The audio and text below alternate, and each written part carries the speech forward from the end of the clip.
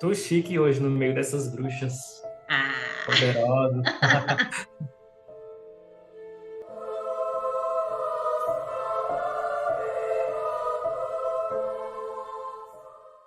bom dia, boa tarde, boa noite. Lua cheia no céu, rainhas do Sabá se reúnem novamente. Hoje, com uma espécime do gênero masculino entre nós, Rafael Noleto, já apresento para vocês. Eu tenho certeza que vocês conhecem, mas já apresento. Mas quero dar bom dia, boa tarde, boa noite para as minhas rainhas, Petrúcia Flinkler, Cássia Rúbia. Boa noite, bom dia, boa tarde. Rafael, seja muito bem-vindo entre nós neste sabá. Boa noite, uma satisfação estar hoje aqui entre essas três grandes bruxas brasileiras, né, que eu admiro muito, tem um trabalho muito bacana, e estamos aqui hoje para trocar uma ideia, né? Exatamente. A recíproca é verdadeira, nós também te admiramos. Tanto é que Rafael Noleto já esteve conosco em outras clareiras para outros sabás. Já esteve com a Cássia La Rúbia no canal dela, já esteve no Paganos del Mundo, que é um podcast que em língua portuguesa é comandado pela Petrúcia, já esteve ministrando uma palestra para a gente no Instituto Mãe Terra. Então, o Rafael é uma pessoa muito querida nossa e a gente vai trocar uma ideia muito legal. Mas antes eu quero apresentar um pouquinho da história, contar um pouquinho da história. Ele vai falar um pouquinho também, mas eu quero trazer para vocês que ainda não conhecem, para que possam conhecer. Então, o Rafael Noleto, ele é jornalista, escritor, ele já tem 10 livros publicados. A gente tem vários aqui em casa, viu, Rafael? A gente tem vários. Inclusive, o Vocês têm último, alguns, Cumbuca né? Preta, é o Cumbuca Preta também, a gente tem, que é muito, muito, muito lindo. Ele comanda a Vila Pagã, ele é um dos, talvez o precursor do paganismo Piaga, que a gente vai conversar também aqui com vocês sobre isso. E dentro da seara do paganismo nacional brasileiro, ele tem um trabalho seríssimo, inclusive de educação e de inclusão das comunidades lá de José de Freitas, que fica a Isso. vila. José de Freitas é uma cidade da região metropolitana de Teresina, né? Fica a cerca de 30 quilômetros. E a É, vila está incrustada no meio das duas cidades, na zona rural também. e eu vou confessar para você que nós três aqui, a gente já conversou várias vezes assim, a gente tem que ir lá, a gente tem que ir. Quem sabe a gente não É faz uma, mesmo. né, O vamos fazer um convite já foi sabá lá. feito. Estou pretendendo fazer a inauguração da biblioteca aí no próximo ano e quem sabe não seja uma oportunidade aí para vocês virem prestigiar esse momento histórico, né, para a gente, para enquanto comunidade pagã. É, maravilhoso, maravilhoso. Eu vou deixar o arroba, tanto da Vila Pagã quanto do Rafael, também na descrição desse vídeo, nas nossas divulgações, para que vocês conheçam. Quem ainda não conhece, conheça o trabalho dele. E aí, a gente convidou você aqui para conversar com a gente sobre paganismo. Nós somos bruxas, e somos bruxas pagãs, então a gente queria conversar um pouquinho sobre paganismo. Para começar, eu queria que você falasse um pouquinho para o pessoal sobre o que é o paganismo piaga. Traz um pouquinho o resumo para a gente, coloca aí no contexto para o pessoal entender do que se trata isso. O paganismo piaga é uma religião neopagã brasileira, classificada assim, né, categorizada assim, por conta de se alinhar aos princípios básicos que modelam o paganismo e o neopaganismo, especialmente, porque são dois movimentos conectados, né, ao longo da história. O paganismo em si seria um movimento, um sistema religioso cujo há três pilares que reforçam um aspecto identitário. Esses três pilares são o culto à natureza, que a gente tem a natureza e aos seus ciclos em suas mais variadas formas, o culto e a conexão à ancestralidade, que ocorre de maneiras diferentes de acordo com a vertente, e o politeísmo, que é a admissão de diversas faces divinas, diversas divindades, mesmo que um grupo não cultue todas as divindades, mas cultua, admite essa pluralidade de manifestação dessa energia divina, dessas divindades. E todos esses três pilares, eles categorizam o que a gente chama de paganismos, né? Porque são vários paganismos. E o que a gente mais popularizou, que mais a gente conhece hoje são os paganismos de matriz europeia, mas existem outras formas de paganismo. E aí a gente tem a divisão entre paganismo, que é esse movimento que vem lá de trás, né, e o neopaganismo, que já é um movimento influenciado pelas matrizes pagãs europeias, né? Surge ali na Europa como um movimento. Então a gente tem o movimento neopagão, por isso que a gente tem tanto essa questão, o paganismo é europeu, porque ali foi o berço do ressurgimento, né? Junto com vários outros movimentos culturais, ideológicos, filosóficos, surge esse resgate neopagão. Inclusive, a gente vai conversar daqui a pouco, né, sobre a questão dos ciclos do Philip Peter, né?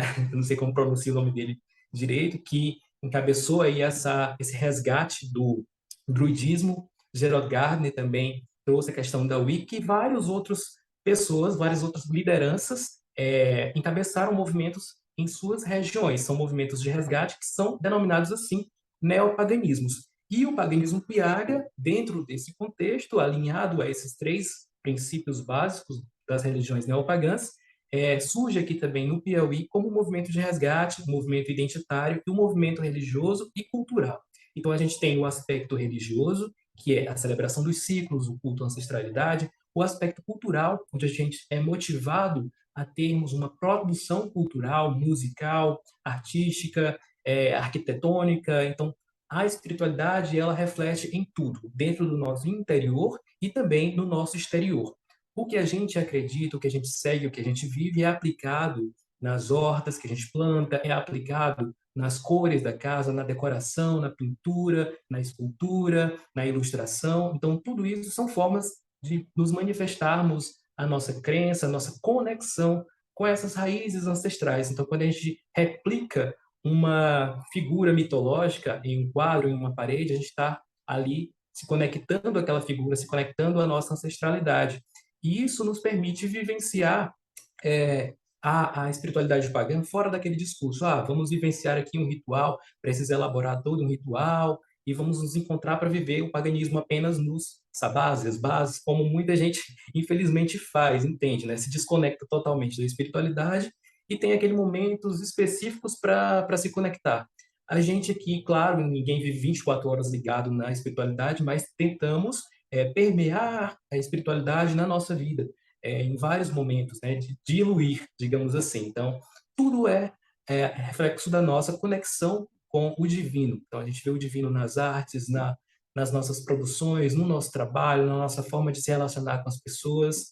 E tudo isso tem fortalecido a nossa vivência dentro do paganismo Piaga, que é uma vertente pagã brasileira, caracterizada pelo multiculturalismo. Enquanto algumas dessas vertentes pagãs europeias, né, que surgiram, como o próprio druidismo, Asatru, o Rodnoveri, Romuva, que são mais eurocêntricas mesmo, a gente tem o neopaganismo Piaga, ou piaganismo, que ele traz essa conexão com as raízes brasílicas, porém, ele também não renega as raízes europeias que ajudaram a nos formar. Então, a gente tem o culto a divindades europeias, divindades de origem de matriz africana, divindades de várias outras etnias. E tudo isso forma essa grande colcha de retalhos, essa malha que nos enriquece. E dentro desse culto são divididos, né? O culto tem as pessoas responsáveis por cada um dessas linhas que a gente chama. O culto é dividido em duas correntes. Acho que isso que ajuda a entender melhor. A corrente de colona e a corrente da terra. Na corrente da colona, a gente tem 15 panteões estrangeiros, organizados os cultos em momentos específicos, e a corrente da terra, que são 5 panteões nacionais. A linha das almas, espíritos ancestrais, a linha dos encantados, a linha dos deuses nativos, a linha Piaga e a linha do culto índio. Basicamente, essa é a estrutura do neopaganismo Piaga. Que lindo, assim, para mim, assim, me faz muito sentido compreender o paganismo como uma espécie, uma forma de religiosidade, assim que eu vivo, né? Isso, e que seja algo um pouco mais abrangente, mas como você muito bem colocou, a gente tem, tanto em literatura como em personalidades, que muitas vezes vão dizer, não, quando a gente fala de paganismo, a gente está falando de Europa, né? Inclusive, algumas pessoas vão falar, inclusive, sobre bruxaria também, né? Não, a gente está falando de regiões geográficas. No máximo ali, pode, talvez, para alguns, assim, o norte da África, né? Então, tem essas pessoas que vão defender isso. Eu queria saber a opinião de vocês, meninas. O Rafael trouxe um pouco, depois eu vou querer te ouvir mais, Rafa. Mas eu queria saber a opinião de vocês com relação a isso. A gente já conversou, inclusive, traçando um paralelo muito legal sobre paganismo e xamanismo. Para vocês que não assistiram, voltem alguns rainhas aí, que a gente falou várias vezes sobre isso, tá? Assistam os outros episódios dos nossos canais. Mas eu queria saber a opinião de vocês. Cássia, para você, como que funciona isso? Você acha que isso está mais realmente voltado para a Europa ou não? A gente consegue ver isso mais amplamente? Como que é isso para você? Eu acho que a gente tem uma base europeia, né? Até por conta de literatura, por conta de materiais, né? Aquilo que a gente que chegou aqui no Brasil e tal, para a gente conhecer. Existe uma estrutura que foi criada na Europa, mas eu acho que a bruxaria e o paganismo é algo muito maior, né? É uma um guarda-chuva muito maior, sendo a bruxaria ou sendo o paganismo barra neopaganismo, a gente tem, enfim, grandes possibilidades e a estrutura do que a gente relaciona com paganismo, por exemplo, a gente pode ver em cultos africanos, a gente pode ver em cultos da América Latina, da América Central, né? A gente pode ver no Japão, em países da Ásia, porque você tem uma Pluralidade. pluralidade de divindades, você tem, como o Rafael, né, comentou, você tem o contato e o trabalho com elementos da natureza. Então, acredito que seja muito mais plural do que Europa. Acho que é normal que a gente pegue referências europeias, porque a gente tem muita ligação, né? Tanto cultural, quanto até de Ancestral ascendência, mesmo, né? né? Ancestral, exatamente, muitos de nós temos, né, ancestralidade ligada à Europa, tanto quanto muitas pessoas têm africano também e tal, mas europeu tem bastante aqui no Brasil, né? Tem uma grande. Então, eu acho que é normal, até que a gente se identifique, que a gente busque, mas já vejo pessoas tendo outros interesses, por exemplo, conheço uma pessoa que está super ligado à mitologia japonesa, estudando deuses, estudando a maneira de espiritualidade dos povos orientais e tal, muito ligado até na cultura pop hoje, né, que você tem essa ligação, né, com essa parte do mundo, né, Coreia, Japão, China. Então você já começa a ver assim as pessoas tendo um determinado interesse. Então acho que fechar só na Europa é muito, sabe, você deixar uma série de expressões muito interessantes, muito ricas, de lado, em detrimento a algumas coisas apenas. Eu acho que o nome, né, paganismo, nos chegou por essa questão europeia. Talvez também por isso fica muito marcada a questão da Europa, porque a gente, como Cássia falou, a gente foi beber do que nos chegou nos livros, né, naquilo que foi nos repassado. Mas, na verdade, eu entendo o paganismo e, nesse sentido, sim, o paganismo que a gente tende a chamar de paganismo é inspirado na espiritualidade e nas práticas espirituais da Europa pré-cristã. E essa Europa pré-cristã é politeísta e era animista. Mas eram os indígenas europeus. E a gente esquece que a Europa teve populações indígenas. Então, o que a gente. E aí, como é que eu vou chamar as religiões dos nativos brasileiros? Os brancos que vão lá beber da fonte chamam de xamanismo, mas os indígenas têm, obviamente, né? É a fé deles, é a tecnologia espiritual que eles usam, as celebrações que eles têm, a maneira ritualística, a comunicação com a espiritualidade e tudo mais, com as entidades, deuses e espíritos da terra e tal. Então, eles não vão chamar de xamanismo, mas nós vamos dar um nome de xamanismo. Mas não é o que os indígenas fazem, é o que a gente vai beber deles e aplicar para o nosso crescimento e desenvolvimento. E muitas vezes quem pratica xamanismo não é pagão. Pode até ser cristão, pode ser evangélico, pode ser budista, pode ser judeu, pode ser qualquer fé, né? Muçulmano, e por um acaso teve uma curiosidade com aquilo e foi lá e aprendeu aquelas técnicas e tá buscando uma conexão diferente. Então, acho que tem o paganismo eu realmente entendo como essa espiritualidade da Europa pré-cristã, mas não é porque nos chegou com esse nome de lá e a gente está se inspirando e não existe, os indígenas aqui estão praticando desde sempre a mesma coisa, eles têm uma continuidade. Nós estamos juntando caco. Nós estamos tentando ver pedacinho do que vem de lá, de cá, e justamente porque não existe uma coisa que abarque, que seja fiel, por mais que existam os reconstrucionistas, é que a gente tem espaço para se inspirar. E por que não, se aquilo foi desenvolvido naquele território, eu me inspiro em como eles faziam lá e busco, ok, como é que eu faço essas conexões e que espíritos eu tenho aqui e o que está acontecendo na Terra onde eu estou, né? Então eu acho que abre totalmente uma pluralidade, tanto que o Rafael estava falando que tem os nórdicos, tem isso, tem aquilo, porque a própria Europa não é uma coisa só, né? Os mediterrâneos são diferentes dos celtas, que são diferentes dos nórdicos. E assim a gente vai coletando e misturando. Então, eu entendo como paganismo quem pratica algo pré-cristão e muito plural, né? No meu caso, tem muito do animismo, mas em geral, quem se diz pagão é politeísta, né? Também. E Cássia, desculpa, Lua, para você na sua prática também tem essa abertura para misturar? Não me lembro se ficou claro quando você falou. Tem sim. A gente, assim, é bem isso mesmo, assim, até quero pensar, responder você e já pensando, assim, no próximo tópico que a gente vai conversar. Dentro do meu grupo, a gente tem uma influência, obviamente, muito forte neopagã, né? É muito forte, até porque foi o que eu sou cria dos anos 90 da bruxaria, né? Então era o que vem pra gente. Então assim, a gente recebe isso muito forte. Só que a gente continua, né? A gente vai se aprofundando, a gente vai para além de tudo isso. Então, eu comecei a perceber também a forte influência e como isso ressoava dentro de mim e dentro das pessoas do nosso grupo, como que ressoava a questão folclórica, a questão local. Por isso que eu acho muito bonito o paganismo piaga, como isso reverbera dentro da gente. E aí a gente foi inserindo algumas coisas nesse sentido, né? Então a gente tem práticas muito interessantes aqui relacionadas aos espíritos da mantiqueira, porque a gente está aqui, né?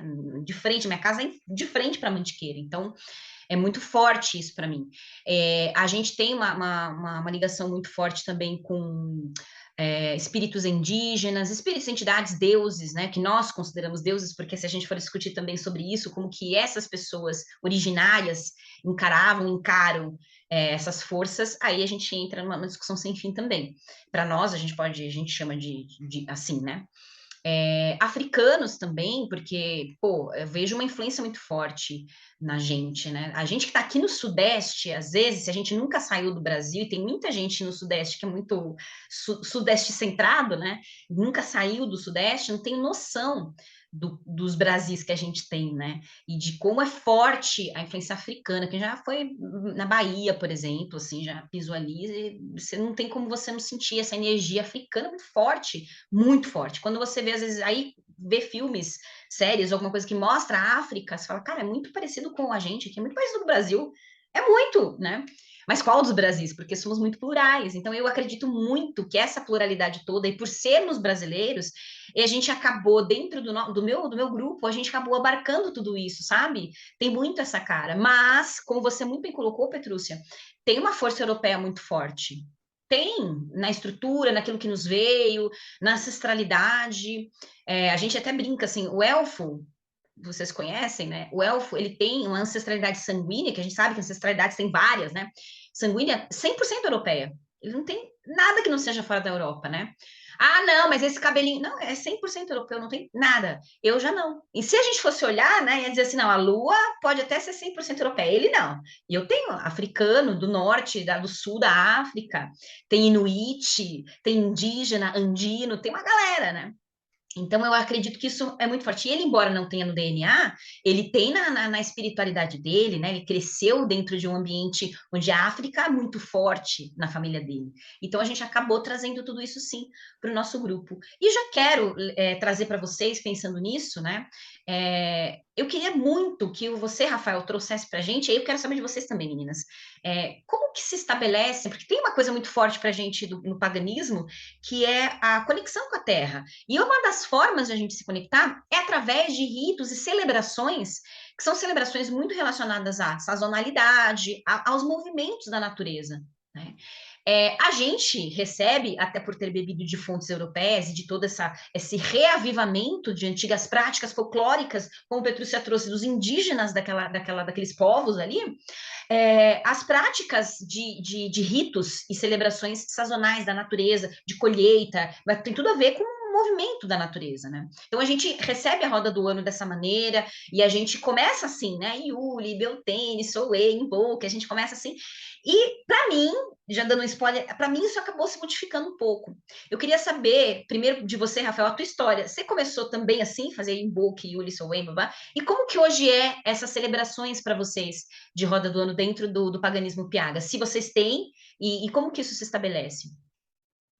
Sim, eu acredito que todos, né, todas as formas de celebração, como a gente conhece hoje, como foi moldada a roda do ano, as rodas do ano, como a gente fala, elas tiveram influência europeia, né? Apesar de a gente saber que todos os povos politeístas tinham seus festivais de plantio, seus festivais de colheita, essa forma, com 8 festivais principais, ela foi moldada, fortalecida na Europa, né? E foi juntado um pedaço de um festival de um povo com de outro, até chegar no que mais se popularizou, que é esse modelo de 8 festivais anuais, né? Antes eu comecei a celebrar pelos ritos do Cultus Deorum Romanorum, que era a vertente que eu mais tinha essa prática, né? Eu comecei mais no culto romano, então eu celebrava Neptunália, Mercurália, todos esses festivais. E aí comecei a interagir com outras pessoas que praticavam a bruxaria, mais ligada à Wicca e outras tradições que tinham a roda do ano, e a gente foi fazendo esses casamentos.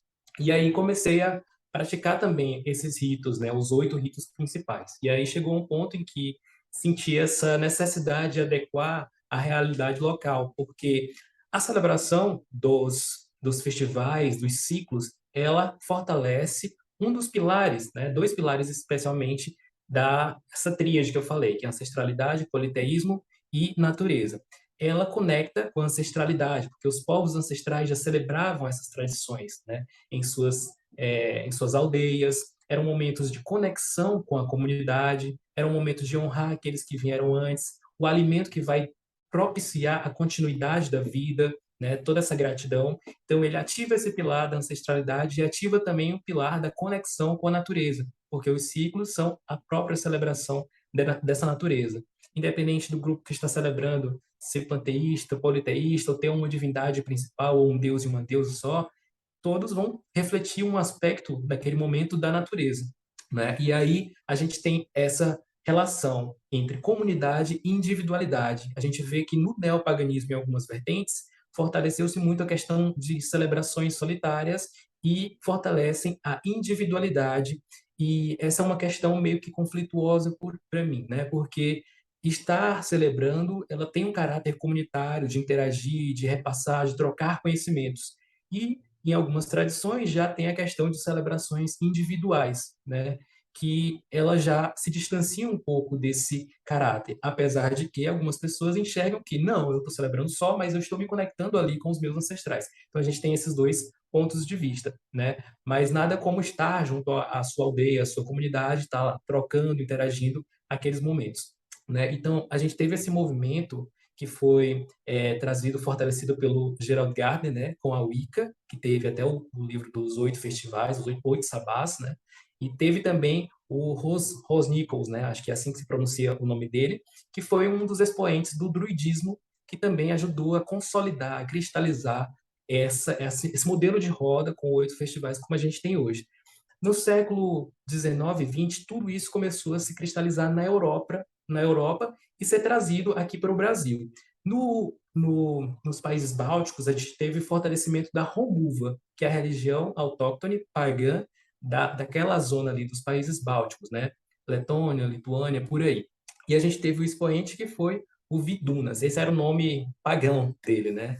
E era uma religião muito voltada para fortalecimento de aspectos identitários e resgatar um culto pré-cristão também da Lituânia pré-cristã, que foi cristianizada em cerca de 1300 e pouco, a Lituânia. Então, antes disso, eles queriam beber dessa fonte, né, para poder resgatar. E em todos os outros movimentos neopagãos, a gente vê também coisas semelhantes que acontecem, né? No Rodnoveri eslavo e russo, a gente também vê essa mesma coisa, uma tentativa de rompimento, né, até certo ponto, com as tradições dominantes cristãs, e voltar para a conexão com a natureza regional e com a ancestralidade. E aqui no Piauí foi o que aconteceu também com a gente, né? A gente tentou beber dessa fonte, né, que está bem distante, o que os nossos ancestrais, e chegou um ponto em que a gente também percebeu que não apenas a gente tinha que se apegar ao passado, mas viver o presente e também pensar, projetar o futuro, porque estamos diante de uma nova realidade, novas necessidades, mas sem perder as raízes. Então, é muito importante a gente ter esse equilíbrio entre passado, presente e futuro, para a gente diagnosticar até que ponto a gente está se sendo fiel às nossas raízes, aos nossos princípios, até que ponto a gente, ao invés de ressignificar, a gente está deturpando. Então, é uma coisa muito de autocrítica, de observação, para a gente manter realmente esse equilíbrio. A gente começou como a gente vem dessa raiz europeia, a gente manteve, né, esses 8 festivais principais, como ocorre em outras tradições neopagãs que adotaram esse modelo. A gente também não foi querer inventar a roda, seguimos esse modelo que dá certo e adaptamos ao nosso clima, ao nosso bioma. Fiz o estudo das tabelas climatológicas para saber quando começam as chuvas, quando começa a estiagem, quando é tempo de plantar, de colher, e baseado nisso a gente colocou os nomes, né, nas celebrações e encontramos muitas referências a práticas ancestrais daqui. Por exemplo, agora 21 de setembro, celebra-se há muitos anos, desde a década de 60, 70, a festa da carnaúba, onde ela é celebrada tanto pelos indígenas, em algumas aldeias que celebram essa festa, porque é a época da colheita da palha da carnaúba, né? E também entre os europeus que chegaram aqui, que transformaram a carnaúba em uma fonte de fortalecimento econômico, celebrou-se a festa da carnaúba escolhendo a musa da carnaúba, Miss Carnaúba. Então, tinha aquelas moças mais bonitas, das famílias mais abastadas, que eram escolhidas a musa da carnaúba, Miss Carnaúba. Então, a gente tem essa energia divina da carnaúba sobrevivendo em diferentes contextos. Ela se mascara, mas ela permanece ali latente na memória, na espiritualidade do povo. E a gente pegou isso, porque é justamente a época que a gente vive, da colheita da carnaúba, está tudo seco e as palmeiras verdes, e trouxe de volta, né? Combinando com uma das celebrações, que seria o equinócio de primavera, que aqui é misturado primavera, outono, e fez essa junção. Então, a gente tem hoje a Roda Piaga, que são esses festivais, e além dos 8 festivais maiores, celebramos também os festivais menores, que são baseados na nossa aldeia, como tem essa influência mais do paganismo romano, a gente celebra alguns festivais dedicados a divindades romanas, como a Neptunália, a Mercurália, a Agonália, e adequando à nossa realidade também. Que lindo, que bacana. Eu gosto muito de ouvir você falar sobre a roda e tal, porque amplia muito, né? E eu acredito que para quem está nos assistindo também começa a pipocar ideias, assim, né? Eu acho bem interessante. Nós do Semente, a gente tem muito forte também. A gente já conversou aqui, né, menina, sobre isso. Esses oito pontos da roda, essas 8 épocas marcadas, elas realmente funcionam muito bem, porque marcam momentos muito importantes de transição. Então é bem interessante, a gente também manteve esses 8, só que a gente não faz assim, Beltane, então não tem um mastro, né? Não tem aquela mitologia, então Soen, a gente não faz o Soen, a gente não tem, mas é o Festival dos Mortos. E uma coisa que você citou também que eu acho muito interessante no nosso grupo, nos primeiros estudos que a gente vai fazer de roda do ano, uma das tarefas deles eu falo para eles assim, ó, pesquisem o que seria o equivalente ao Beltane, o que seria o equivalente disso aqui em outros povos, em outras localidades do mundo, vai buscar. O que tem a ver? Qual é o sentido desse festival? O que é o sentido, né? A essência? E vai buscar em mitologias, em folclore, em povos diferentes, para vocês. Porque aí a gente acaba vendo isso, que são 8 pontos, mas que, cara, se a gente for prestar atenção no que, levando em consideração a localidade e tal, cara, a gente vai encontrar em vários lugares coisas muito, muito parecidas, né? Obviamente com as características do local. Então, acho bem legal. Então, a gente tem esses 8. E, para além disso, a gente também tem 5 festivais que são internos, da nossa egrégora mesmo, né?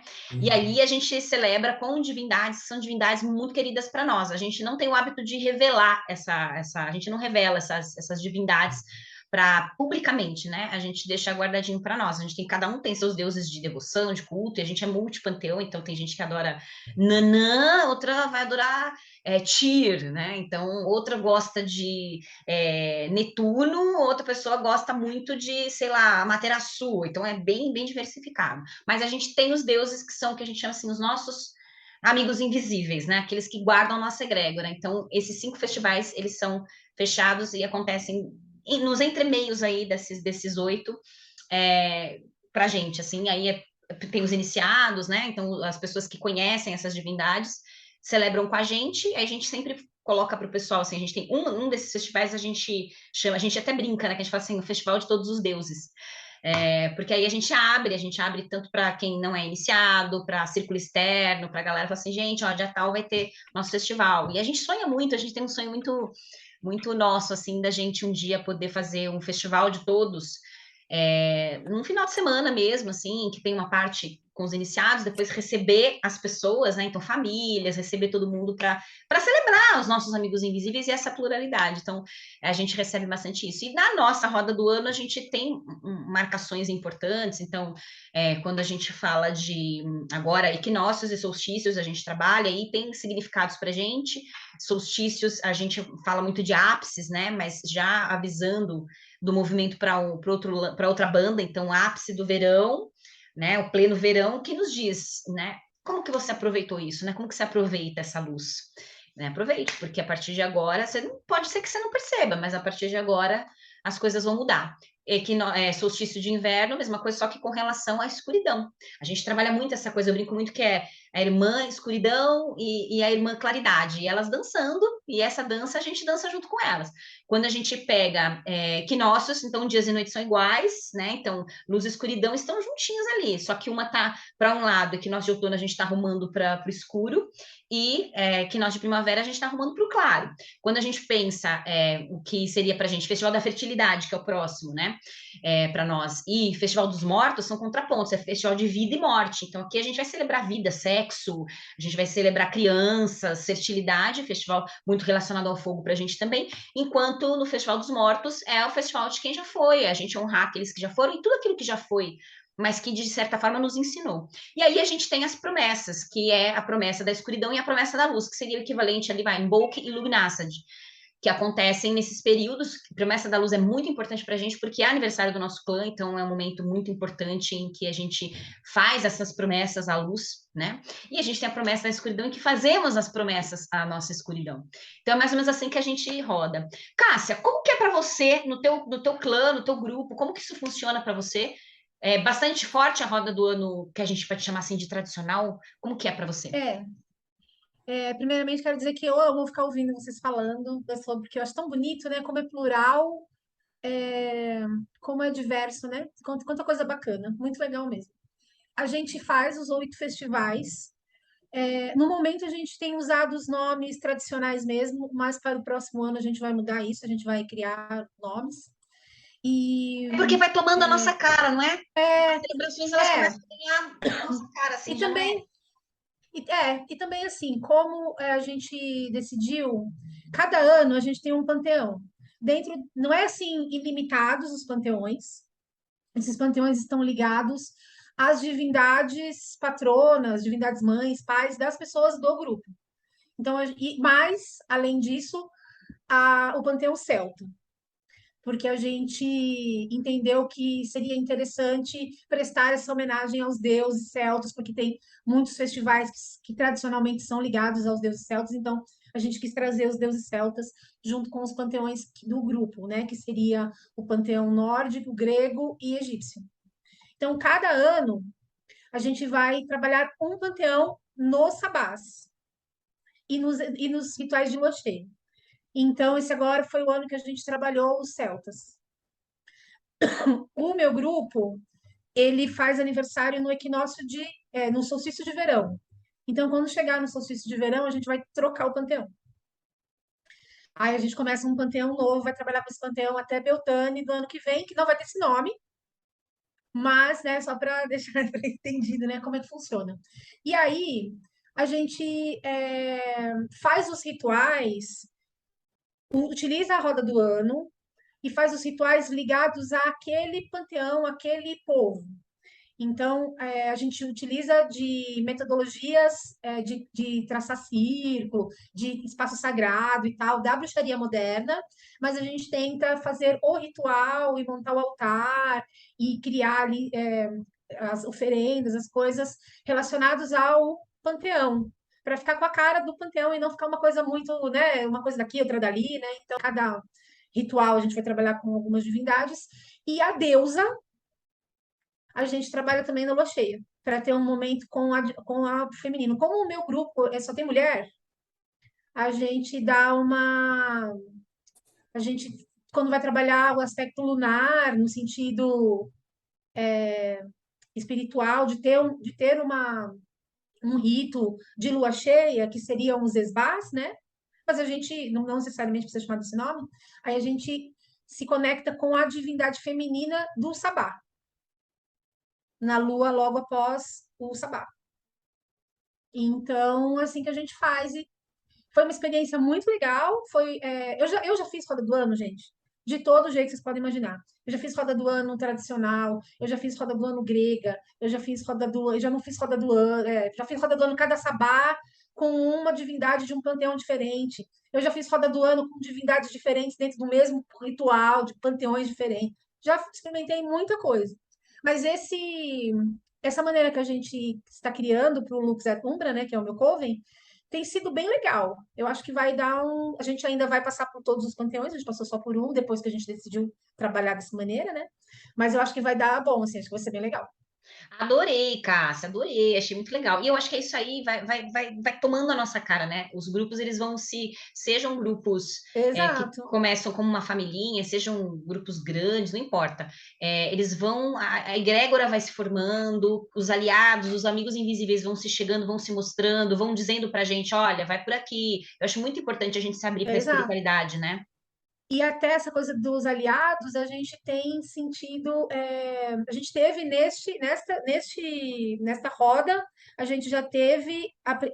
Um aliado se apresentou. Ah, que legal. Então, eu acredito que conforme a gente for fazendo os outros panteões, outros aliados também vão se apresentar, né? Então, foi uma surpresa, ninguém estava esperando e tal. Então, é justamente isso que você falou, né?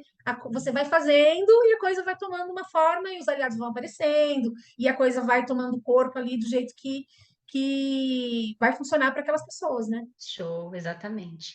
Petrúcia, e você? Você é da bruxaria tradicional moderna, e assim, embora as pessoas associem, sim, obviamente, essa roda de 8 festivais à Wicca, por conta do Gardner, né, que acabou difundindo muito, eu conheço vários bruxos que são tradicionais, mas que também trabalham, inclusive com Imbolc, Beltane, inclusive dentro dessa formatação. Eu queria saber como que é para você no teu grupo, isso.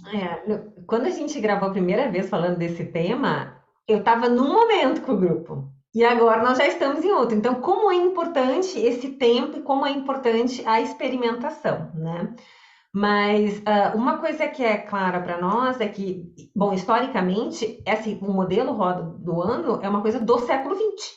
Não é anterior, ele não pertence às populações indígenas europeias, porque os povos celebravam de forma diferente. Os celtas não tinham os equinócios, por exemplo, mas nas Américas, no México, o equinócio de primavera era a coisa mais importante para os maias.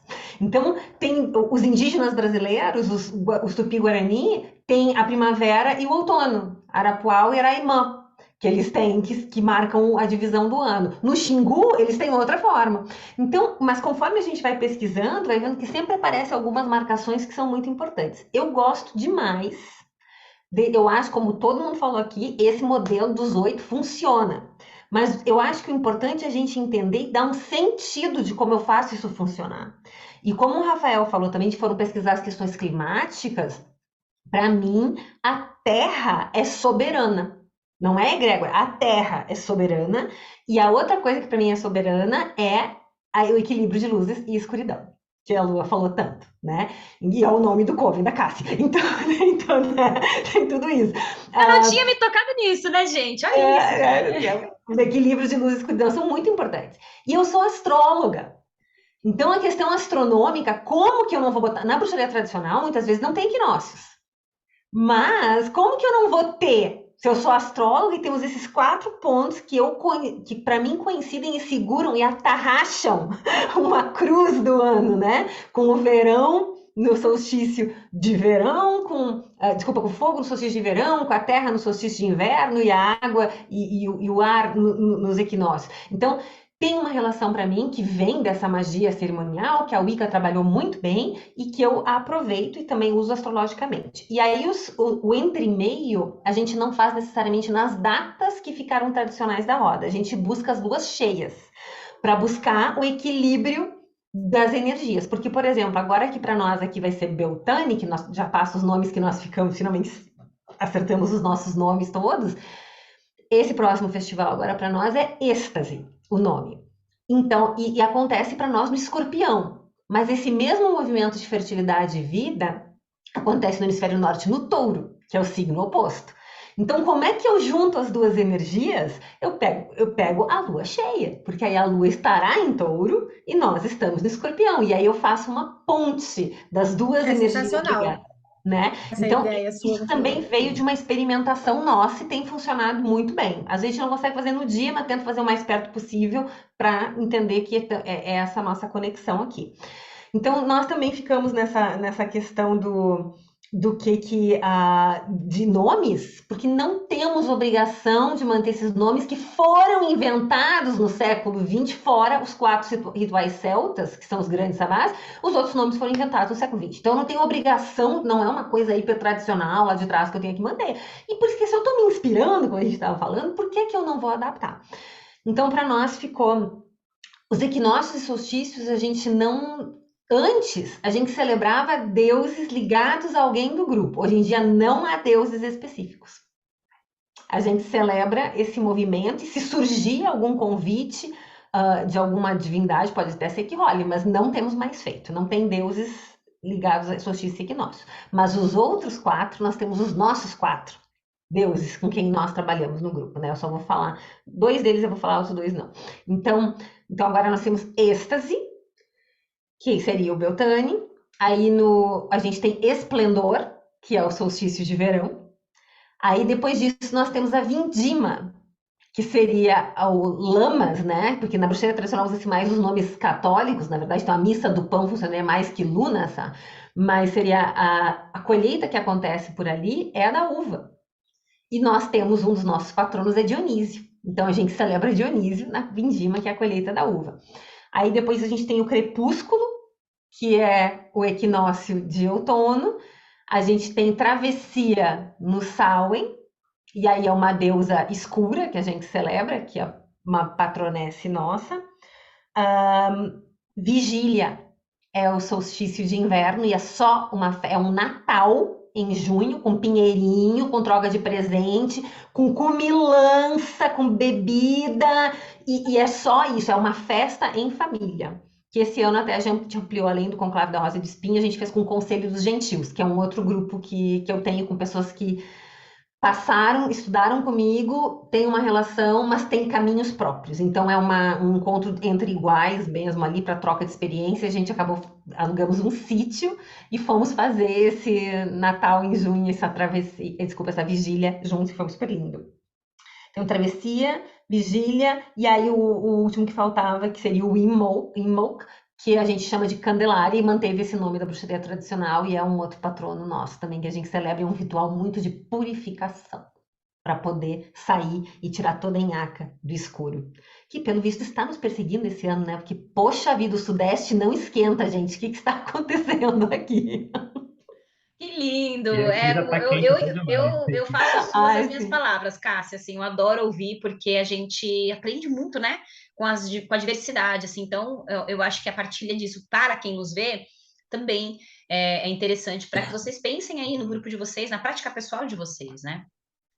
Eu queria Cássia? falar também, que acabei não falando ali, a Patrícia lembrou bem, os 8 rituais, a gente trabalha com as divindades e tal, mas também a gente trabalha com alguns conceitos que são relacionados a justamente a climática. Como a gente está aqui em São Paulo, a gente faz uma adaptação. Por exemplo, eu não vou pegar aquele modelo tradicional de morte e vida do Deus, por exemplo, porque eu não tenho um inverno que arrasa tudo, que não tem vida nenhuma, né? Mas tem algumas características em São Paulo, tem algumas características de inverno. O tempo seco, os dias mais curtos, as noites mais longas. Pode ser que tenha um inverno aqui em São Paulo que não faça frio nunca, mas certamente os dias vão ser mais curtos ou mais, né? Porque é inverno, então certamente os dias vão ser mais curtos. Também é certeza que vai ter um período de seca, né? Então, quando a gente estiver no verão, que nem agora, né? A Petrúcia falou, né? Esse sudeste que não esquenta, né? A gente tá na primavera e tem muita chuva, tem dia que faz frio, tem dia que faz calor, tem dia que fica tudo. Sei lá, semana passada ficou a semana inteira nublado, né? Uma coisa desoladora, assim, né? Mas tava. Mas já tá, a luminosidade já tá mudando, e aí já veio a chuva, porque é primavera, Isso que então é a o chuva lance, veio. a luz, é pensar também A a É a luz, luz não luz. e a só seca no... é. É. a luz e a seca e a chuva, né? Então, essas são características muito relacionadas. Então, a gente leva isso em consideração também, porque eu concordo com a Petrúcia plenamente. A terra precisa ser escutada e a nossa relação, e refina a nossa relação com o local onde a gente vive, se a gente leva em consideração e não simplesmente imita, né? Ah, eu vou pegar ali porque, né? Então, eu acho que é tudo bem importante. Por isso, inclusive, acho incrível iniciativas como a do Rafael de fazer um trabalho ligado à terra, porque vai ser é diferente onde ele está, não é igual E aqui. Rafael, vocês não têm a diferença da luz. É É bem mais as parecido águas quando a ali, gente né? Não consegue são as observar. águas? São as águas, é a umidade. Na verdade, é a umidade, né? E foi justamente essa briga, esse remar contra a maré, que fez a gente buscar uma alternativa. A gente foi obrigado a buscar, porque veio o enlatado, né, para a gente, esse enlatado, isso é o certo, esse é o modelo, tem que praticar dessa forma. E aí a gente, não, a gente está festejando aqui o equinócio da primavera, as flores, a beleza, tá tudo seco, a árvore não tem nenhuma folha, tá tudo, os bichos todos se escondendo debaixo da terra. Então, fica bem complicado. Até esse nome primavera, verão, a gente evita usar, sabe? A gente usa festa da carnaúba, festa das luzes, tempo de plantar, festa da fertilidade, que é de reprodução dos animais, que equivale ao Beltane, né?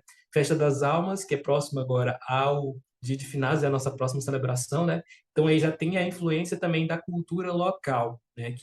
Tem a terra, então a gente celebra a vida quando o cenário está todo seco, a seca que braba e o calor horrível, e todo mundo celebrando seus ancestrais, visitando os cemitérios e a gente celebrando a fertilidade. Para a gente aqui não casava muito bem isso, então a gente teve que buscar essas outras alternativas, né? Até o modelo que a gente tem celebrando hoje. Sensacional, acho máximo, porque aí vem muito ao encontro do que a gente está falando aqui, de fazer sentido aqui no coração, das entranhas aos ossos, no racional, é você realmente sentir aquilo, porque se não fizer sentido, você vai deixar de fazer. Você vai E isso deixar, e vira um muita teatro, gente. né? Vira um teatro. Exato, exato. Muita gente, eu penso que talvez vá deixar deixa de celebrar, ou não tem, porque isso não faz sentido para ela. É algo que ela, um ano ela faz, ai que máximo, eu sou bruxa. Outro ano ela faz, ai que legal. No terceiro ela já tá com o saco cheio. Por quê? Porque não faz sentido, não fala o coração. E a gente, quando a gente se aprofunda nisso e aquilo passa a fazer sentido, na verdade a gente anseia, né? Nossa, tá chegando, por mais cansado, que às vezes a gente tá cansado, às vezes a gente tá, sei lá, doente, triste, com a coisa. Rotina, né? Mas a gente fala, nossa, que lindo, né? Eu falo pro pessoal também, falo assim, não, você tem que pensar que é o seguinte, é uma festa que você está celebrando entre os mundos. Essa oportunidade é única, não vai haver outra. Todo ano vai haver uma festa, mas essa é única. Então, assim, se prepara, vem com o seu coração aberto, estiver cansadinho, senta, mas vem com o coração aberto, porque é uma única vez. Nessa vida, assim, vai ser só hoje. Só essa vez. Depois vai ser outra vida, outra coisa. Para a gente encerrar, eu queria perguntar para vocês, assim, a gente falou de toda essa pluralidade e tal. Tem alguns limites? Eu acho complicado a gente falar assim, né? Porque a gente vai falar do limite para quem, né? Mas tem limites para essa pluralidade? Eu queria saber de vocês, vou começar com você, Rafael. Tem limites para a gente reinventar e fazer acontecer dentro das nossas práticas pagãs? Quando a gente lida com história, ancestralidade, coisas que já trazem uma bagagem, uma energia muito forte, a gente tem que considerar três pontos, três palavras-chave. Gosto muito de usar essa coisa do três, né? Elas seriam apropriação, deturpação e ressignificação. Essas três palavras, a gente refletindo sobre elas, a gente chega a conclusões sobre até onde estamos indo de forma correta, até onde estamos passando um pouco do limite, até onde estamos nos distanciando muito das raízes e até que ponto estamos crescendo sem raiz, né? Então, a gente tem que refletir sobre tudo isso. Então, a primeira palavra, apropriação, né? Apropriação, eu acho que é algo super positivo. A apropriação permite a sobrevivência, ela permite a perpetuação da tradição. Então, quando os jovens de uma comunidade, eles não se apropriam dos conhecimentos que são passados pelos pais, pelos avós, aquilo tende a morrer. Quando aquilo perde o seu caráter de novidade, de interessante, de útil, né? Aquilo tende a morrer. Então, as tradições, elas não morrem só por imposição, pela chegada de outras tradições, ou por guerras, ou por dominações, mas por perdas de sentido, por perdas de conexões, por perdas de utilitário, de utilidade. O que é útil, o que é usual, o que é vivenciado, ele dificilmente se perde. Ele pode se enfraquecer, mas ele se mantém vivo ali, latente, né? Por exemplo, um exemplo é a festa da carnaúba, que por mais que os índios tenham sido dizimados, aquilo foi absorvido pelos brancos, foi aquele sentido permaneceu. Então, a apropriação é justamente isso. A gente não estava lá junto com aqueles que fizeram as pinturas rupestres, mas a gente se sente parte disso e apropria isso. E essa nossa apropriação, que em muitas situações é colocada quase que como um crime, é um crime você cultuar um deus de uma cultura que não é nem sua, está lá na Europa, não tem nada a ver,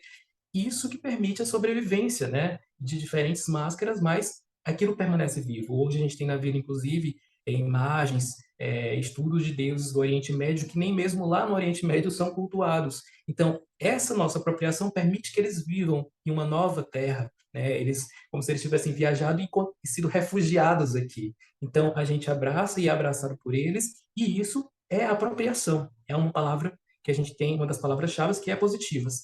Tem outra que contrapõe a apropriação, que é a deturpação, né? E essa palavra, ela envolve conceitos como a descontextualização, quando você tira de um contexto, né? De que forma você vai tirar desse contexto? Claro que o meu contexto de culto das divindades africanas, dos orixás, dos deuses árabes pré-islâmicos, dos deuses inuits, não vai ser o mesmo contexto dele, mas de que forma que eu vou fazer essa transição, essa adaptação com respeito, né, sem deturpar o significado deles, isso é que vai fazer diferença do limite, até onde é o limite, onde eu estou perdido nesses limites, né? A desconexão da raiz, como eu disse, uma árvore ela não cresce sem raiz. Se você tira a raiz, a árvore ela vai ficar sem sustentação, né? Então a gente vai fazer uma poda ali, tira uma raizinha outra, um galho outro, mas se a gente tirar a base toda, a árvore vai tombar, ela não vai conseguir absorver os nutrientes, ela perde a conexão com aquilo que a fonte alimentadora. No culto às divindades é isso que acontece, né? A extinção do sentido, né? A extinção do sentido daquele culto, daquelas divindades, é que envolve esse conceito de deturpação. E tem o outro contexto que é a ressignificação, né? Quando a gente é uma forma de manter vivo, manter aquilo vivo e pulsante com sentido dentro do seu contexto atual. Um exemplo de ressignificação é o que a gente faz com os grafismos rupestres. Não tem, nem por meio da arqueologia, como você ser categórico ao afirmar que tal figura rupestre representava isso, ou aquilo, ou tinha esse sentido para os povos que as gravaram. Então, o que a gente faz é, conforme a análise de arqueólogos que fizeram relatórios sobre essas figuras, ela possivelmente trata sobre esse aspecto da vida, sobre a sexualidade, sobre questões da natureza, sobre astrologia, sobre diversas questões, e a gente traz esse simbolismo também para a nossa prática religiosa. Alguns desses símbolos são usados, né, como amuletos, como talismãs aí para proteção, para conexão com o amor, fortalecimento de várias questões, né? E isso é a ressignificação. E isso permite com que a gente dê significado a símbolos que, sem essa ressignificação, perdem o sentido e perdem a importância para aquele povo. Um povo não vai preservar algo que não tem sentido nenhum, que é só um rabisco, que não tem fundamento, que não tem nenhuma importância para eles, que não conecta. Então, essa ressignificação é uma ponte entre o povo e aquele patrimônio, né? Então, são patrimônios que a gente protege através da ressignificação. E tem alguns exemplos de adaptações, né? A gente está falando sobre limites para adaptações, aí eu quis trazer alguns exemplos de adaptações que a gente tem dentro do nosso grupo, do Círculo Piaga, do Paganismo Piaga. O culto aos Exus catiços, né? Que é uma tradição originariamente da Quimbanda, de raízes afro-brasileiras, apesar de a gente saber que tem Exus de variadas origens, né? Esses Exus catiços, também chamados de guardiões. A gente não vai trazê-los, cultuá-los da mesma forma que na Quimbanda, né? A gente trabalha com selos próprios, que foram decodificados, né, pelos médios da casa, e cânticos próprios. Quando a gente pega a gente traz o Exu, né, esse Exu catiço, digamos assim, para o nosso culto, e a gente quer imitar o culto da Quimbanda, por exemplo, a gente está se apropriando de uma forma meio que complicada, porque é um culto diferente, como é que a gente vai trazer ele com a mesma dinâmica? Então, ele tem que vir sobre outro filtro, né? E esse filtro ocorre através de selos próprios, de cânticos próprios, de uma ritualística própria. Outro exemplo, a Neptunália, né? A Neptunália, que é um festival de origem romana, onde o padroeiro é Netuno. A gente mantém a essência do festival, que é o quê? A celebração das águas, do deus das águas, e ter Netuno como padroeiro. Porém, qual foi a adaptação que a gente fez nele? Incorporou outras entidades das águas da região. Tem a Macirajara, o Cabeça de Cuia, são encantados que vivem aqui, que estão sob essa tutela, digamos assim, de Netuno. Netuno chegou aqui, embarcou aqui no Brasil, e encontrou esse povo todo que já estava aqui, e todo mundo entra na festa e desenrola a coisa. Então é adicionado o culto aos encantados da terra, né? Outra adaptação é o culto às almas santas, que ocorre aqui, as almas benditas, que é um culto, digamos que a parte do catolicismo, né? Ele faz parte daquele culto mais catolicismo popular, né? Não é reconhecido pela igreja, e é algo que está latente no povo, é algo comum, né? Não, até fora do contexto de uma religião ou outra. Então a gente trouxe para o nosso culto, né, com selos próprios também, tem os cânticos próprios, tem inclusive o Cancioneiro das Almas, que está disponível para download, e tem os cânticos a essas entidades, essas almas santas. A própria roda é uma adequação que a Cássia fez, a Petrúcia fez, você fez, a gente faz aqui, né, a roda piaga, mantém-se a essência. Então a gente vê que é uma adequação, né, é uma adaptação, mas você, eu, a Cássia, todos que estamos aqui debatendo e outros também, mantém a mesma essência, que é um dos pilares do paganismo, que é celebrar os ciclos, que é celebrar essa energia de onde você está, né, do seu bioma. E a ressignificação de tudo isso nos permite manter os ancestrais e os deuses vivos dentro de nós, da nossa realidade, né? Então, eu vejo assim, esses três aspectos nos ajudam a dosar, né, esse limite, que é a apropriação, deturpação e ressignificação. Adorei isso, muito, dá para a gente refletir muito sobre isso, né? Porque é exatamente assim, quais são os limites, né? A gente vai fazer uma celebração com uma divindade indígena tupi.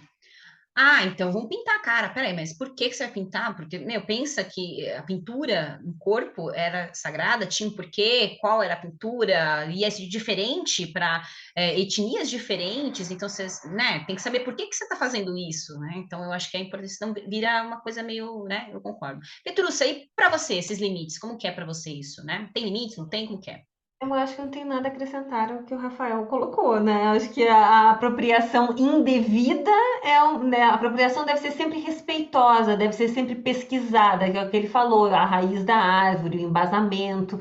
E aí, na questão de roda, se eu vou mexer, tem que ter um sentido de um ciclo, né? Porque a gente celebra vida, morte, renascimento, então tem que manter esses sentidos dentro daquelas adaptações que a gente está fazendo.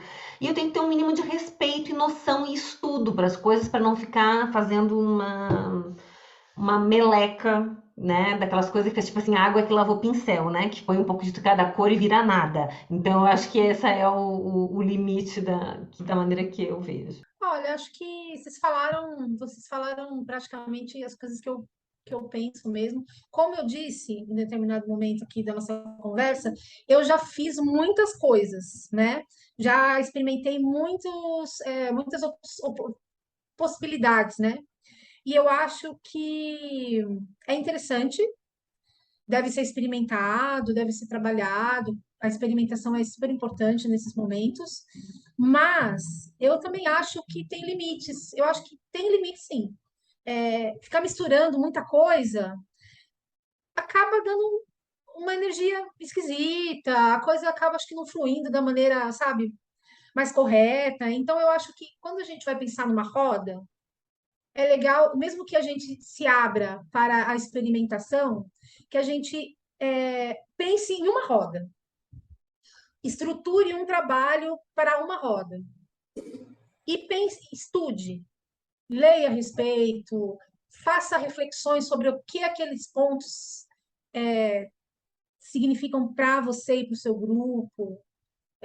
Pense na relação desses ritos com o clima, a luz, a sombra, né, enfim, da sua região. E aí você pode começar a fazer algumas experimentações. Mas eu concordo com você que você falou, Lu, por exemplo, né? Você fazer lá um Maypole e botar Afrodite Ares. Por quê você está fazendo isso? Porque é mais fácil? porque você está pegando ali um pouquinho de cada um e fazendo ali, beleza? Então, acho que a gente precisa ter, acho que o limite cabe muito na reflexão, como as coisas que o Rafael falou, por exemplo, né, uma estrutura muito bacana, muito bem pensada, dentro de um pensamento refinado, assim, da roda do ano, né? A Petrúcia, você, enfim, a gente vai refinando, né, esse trabalho. Então, eu acho que é necessário cuidado para que a gente não crie uma colcha de retalhos ou com uma água de pintura, como a Petrúcia falou, que eu achei o máximo, água de pincel, que não signifique nada no fim das contas. E aí, você, além de repente, desencanar do que você está fazendo, você também pode ter algumas questões energéticas aí bem complicadas, né, para lidar depois. É É muito bem verdade, colocado, Cássio. Eu né? acho importante a gente sentir, né? Sentir o que que a gente está fazendo, o que que a gente está vivendo, as energias, se estão equilibradas ou não. Eu já quebrei a cara muitas vezes e a gente tem que admitir que está errando para poder sair daquele coisa. E não, não, eu não Exato. erro, eu vou ficar ali. Então, eu vejo que tem muito isso, né? Não, os outros faziam assim, vou fazer assim, porque é para ser assim. E, na verdade, todo mundo é diferente, o contexto de um é diferente do de outro.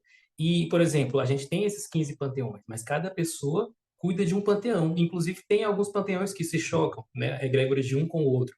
Eu já cheguei a fazer alguns, por exemplo, eu vou citar o caso de uns vebes, uns pequenos azulejos que continham uns vebes de luas haitianos que estavam no altar dedicado à linha lá do Caribe, que eles fazem parte dessa linha. E do lado tinha outro altar. Quando eu coloquei esses azulejos nesse altar, começou a dar aquela. Todo mundo que entrava sentia um peso, né? Sentia um peso, porque tinha alguma coisa ali que não estava casando, que estava em desarmonia.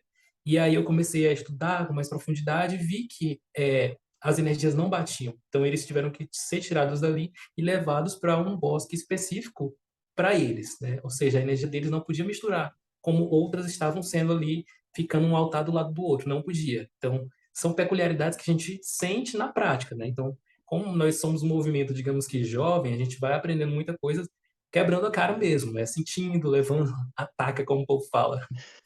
Não, isso que você trouxe é muito verdadeiro, né, gente? É na prática, é na lida que as coisas se fazem. É. Então, é isso aí, galera. Vocês têm que praticar, estudem, se embasem. Ai, não sei, vocês estão trazendo muitas coisas aí e tal. Ok, então Não pode começa no fazer birra, básico. né? Começa no básico. Vai lá, meu tênis, sou... Começa lá no básico e vai fazendo. Vai fazendo que você vai sentindo as coisas, né? E tendo como base isso que você trouxe, Rafa, foi muito legal, esses 3 pilares, assim, eu acho que dá pra gente refletir bastante. Rafa, Uhum. foi um prazer ter você aqui no nossa clareira, aqui na nossa lua cheia. Foi maravilhoso esse sabá com você. Sinta-se sempre à vontade para chegar, sentar e contar suas histórias piagas, que a gente vai ter um prazer imenso em de ouvir, viu? Muito obrigada a você, Lua, pela recepção e também a Petrúcia e a Cássia. Gosto muito de vocês, respeito bastante o trabalho de vocês. Convido a quem está assistindo também, que se interessou, para acessar as páginas, né, da Vila Pagã, do Paganismo Piaga, e tem os livros, né, que abrem portas para que as pessoas possam conhecer mais. A gente tem essa construção cultural, né? A gente acredita que o legado cultural ele caminha lado a lado com a espiritualidade. Então tem a literatura, tem esses livros, né? Caminhos Piagas, Magia das Palmeiras, Mitologia Piaga, O Povo do Fundo, e tem a produção musical, que são duas frentes, música e literatura, que também traz, né? Tem mais de 100 composições, das quais tem 40 e poucas, mais ou menos, que estão disponíveis para download gratuito, né? Para quem quiser acessar esse conteúdo aí. A gente produz e não para ganhar, mas para compartilhar essa magia que nos faz bem. A gente quer que outras pessoas também sintam essa mesma energia boa, que alimenta, que conecta e que nos integra enquanto uma comunidade com sua pluralidade, com sua diversidade. Lindo, maravilhoso. Você é muito importante, seu trabalho é super importante para o paganismo brasileiro, viu? Tenha certeza disso. Uhum. Meninas, beijos! Adorei esse sabá com vocês mais uma vez. Rafael, beijo para você. Gente, beijos para vocês e até a próxima lua cheia.